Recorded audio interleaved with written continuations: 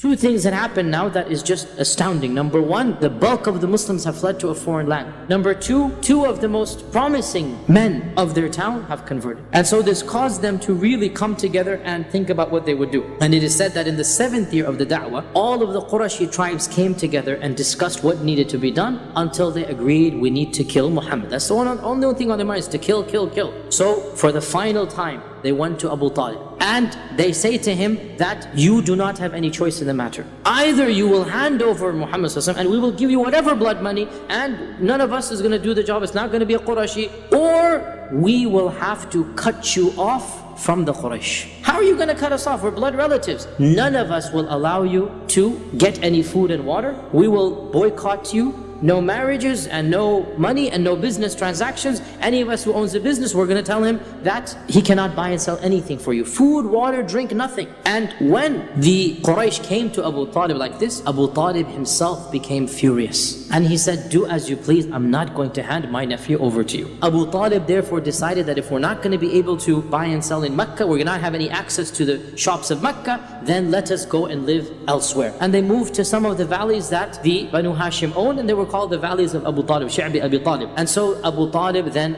left to live in that valley, and every single person from the Banu Hashim and the Banu al-Muttalib, they voluntarily went into what is called the famous boycott. And in order to solidify this, the Quraysh came together and wrote a pact amongst themselves. What is the treaty? Nobody will buy and sell to the Banu Hashim. Nobody will marry into or from the Banu Hashim. Nobody will basically socialize with the Banu Hashim. So it is a boycott of an economic, a political, a social level. And they wrote a treaty and they hung it inside the Kaaba, and of course nobody entered the Kaaba. So they locked the door and it was inside the Kaaba. It is said that Bu'ayd ibn Amr was the one who wrote this treaty, and the Prophet made dua against him and his hand became paralyzed until he died. And so for 2 or 3 years they lived in this abandoned basically valley, eking out an existence, getting rainwater, eating from the shrubbery and the leaves. Bilal says that we began defecating like goats defecate. Droppings. Our droppings couldn't be told different from the goats. And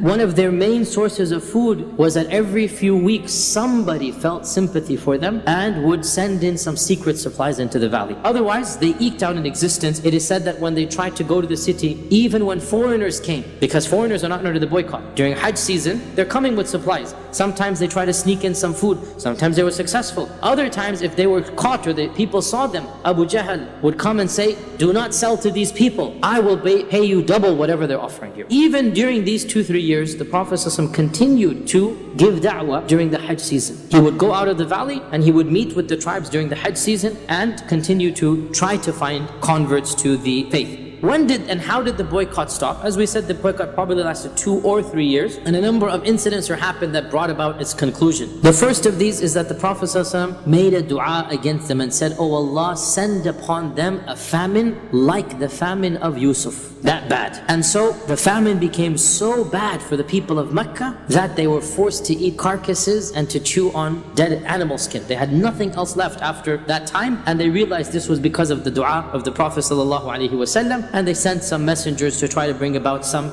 reconciliation. The second incident is that some of the people of Quraysh whose hearts were softer, we already said this, they decided that they should do something to break the pact. And so the main one here was Hisham ibn Amr. Hisham ibn Amr felt that he needed to do something. So he called his friend Zuhair ibn Abi Umayma and they said, what can we do to bring about an end to this boycott? So they said, first thing we need to do is to bring about all of the people who are sympathetic, get them together. So they thought, who can they invite? And they invited Mut'im ibn Adi, number 1 on their list. Mut'im ibn Adi, let's bring him in. Abu al-Bukhtari ibn Hisham, other people, 3, 4, 5 people whom they knew did not like the boycott. And then they said, what can we do? What plan can we do? So Zuhair said, I have a plan. The next day, they went to the Kaaba and they all seated where they usually sit. Everyone goes to his place in this corner, that corner, that corner. So Zuhair stood up and he said, for how long are we going to starve our own kith and kin to death? Abu Jahl became furious. Who do you think you are? We all agreed to this treaty. So when he said this, Hisham stood up. No, I didn't agree. You agreed.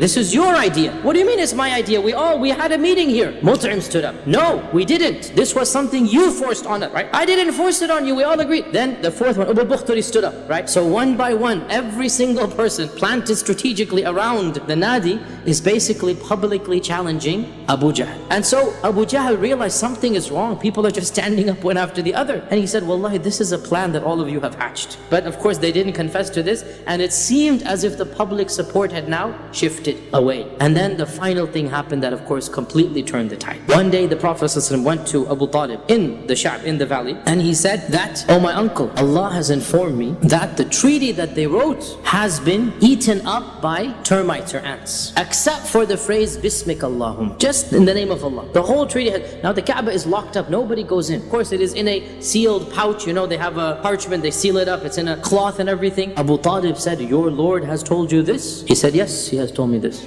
Abu Talib said, I will stake my whole case on this. He said, yes, stake it on this. So Abu Talib then, for the first time since the enactment of the treaty, marched back with a group of basically non-Muslims of the Banu Hashim, and he said, oh my people, let's forget about everything, let's just bring out this treaty and let's see if we can reach a negotiation and deal. So they became happy that maybe you're gonna agree to hand over the Prophet. So they took out the treaty from the, it's still in the capsule or still in the cloth, right? And they put it here. Now Abu Talib said, my nephew has informed me that his Lord has told him that the treaty is no longer in existence. Everything has been eaten except Bismik Allahum. So my challenge to you is, Abu Talib stakes it all on his iman in the Prophet telling the truth. My challenge to you is, if that is the case, then let us be and we'll return to Mecca. And we'll ignore the whole incident basically. And if it's not, then I'll hand over him to you instantaneously. Do with him as you please. So they said, well, of course, I mean, it seems obvious to them. Why would that possibly harm them? And so they opened up the bag, they opened up the cloth, and lo and behold, there was no treaty except for the phrase, Bismik Allahum. And they were furiated. They said this is of the sihr or magic that he's done, but they couldn't do anything because the promise had been given, and therefore